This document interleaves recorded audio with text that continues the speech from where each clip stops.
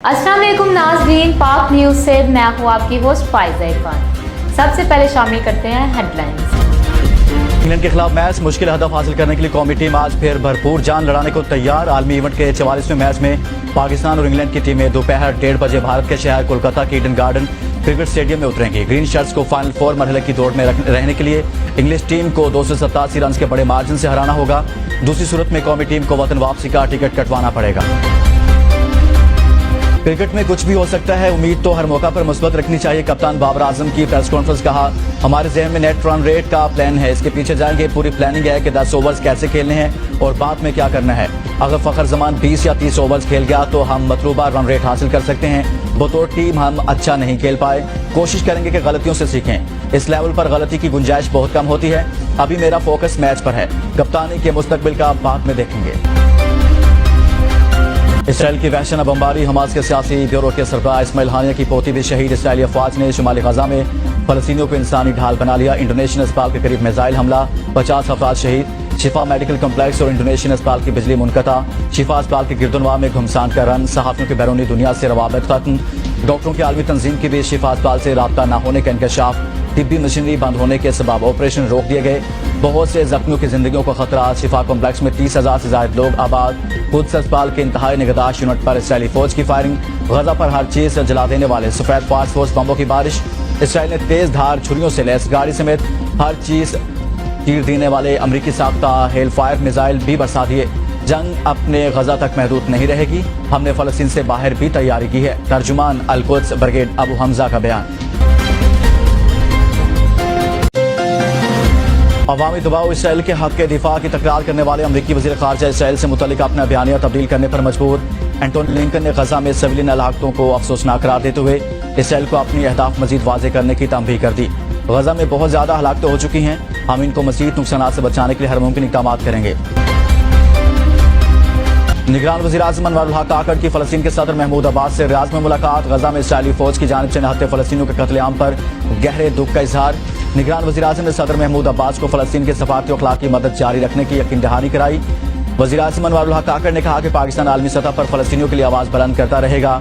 फ़लस्तीनी सदर महमूद अब्बास ने मुश्किल वक्त में फ़लस्तीनियों का साथ देने पर वज़ीर आज़म और पाकिस्तानी अवाम का शुक्रिया अदा किया। हमास और इसराइल के दरमियान कैदियों के तबादले का मुआहिदा तय पा गया। अरब मीडिया के मुताबिक दोनों फ्रीकैन के दरमियान कई दिन के मुज़ाकरात के बाद मुआहिदा तय पाया। मुआहिदे के मुताबिक फ़लस्तीनी ख़वातीन और बच्चों की रिहाई होगी। हमास बदले में 100 यरगमाली ख़वातीन और बच्चों को रिहा करेगी। मुआहिदे के हवाले से कई हफ्तों से बातचीत जारी थी। हमास की कैद में 241 से ज़ायद इसराइली मौजूद हैं।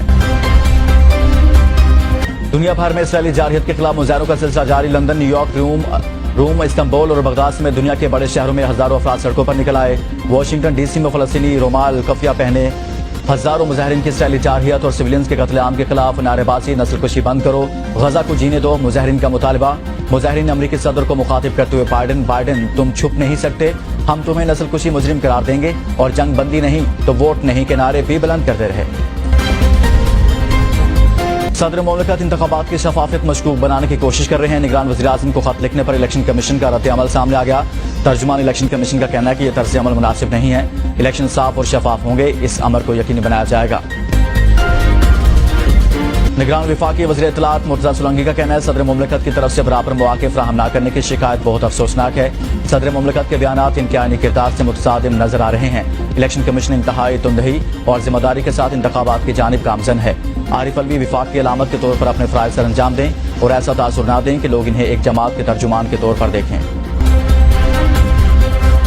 एयर इंडेक्स बेहतर होने पर लाहौर समेत 8 अजला में लॉकडाउन खत्म। बाजार और मार्केटें खुल गई। ट्विटर पर अपने पैगाम में निगरान वज़ीर आला पंजाब मोहसिन नकवी ने कहा कि हालिया बारिशों के बाद एयर इंडेक्स में बेहतरी आई।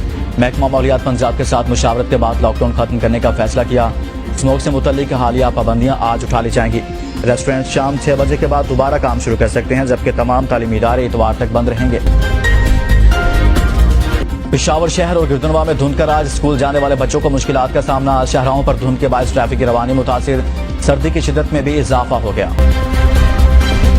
रियासत मुखालिफ तकारीर का मुकदमा। मरियम औरंगजेब और जावेद लतीफ की हाजिरी मुआफ़ी दरख्वास्त और जमानती मचल के मुस्तरद। इंसदाद दहशतगर्दी अदालत लाहौर ने शरीक मुल्ज़िमान की हाजिरी मुकम्मल करते हुए समात 25 नवंबर तक मुलतवी कर दी। मरियम औरंगजेब के वकील ने इनकी पेशी से इस्तिस्ना की दरख्वास्त दायर की थी। दरख्वास्त में कहा गया कि मरियम औरंगजेब लाहौर से बाहर होने की वजह से अदालत पेश नहीं हो सकती। आइसलैंड में आतिश फिशा फटने का खतरा, इमरजेंसी नाफिज। 24 घंटों के दौरान जजीरा नुमा रेक्टिंस में 1400 से ज्यादा छोटे जल्जले, 4000 रिहायशियों का इलाका खाली करा लिया गया। और वर्ल्ड कप में आज बांग्लादेश का ऑस्ट्रेलिया से मैच है। बांग्लादेश की बैटिंग जारी है। बांग्लादेश 50 से ज्यादा रन बना लिए। नाज़रीन, ये थी अब तक की ताज़ा तरीन खबरें। मज़ीद खबरें जानने के लिए हमारे साथ ही रहिएगा। देखते रहिए पाक न्यूज़, पाकिस्तान की आवाज़।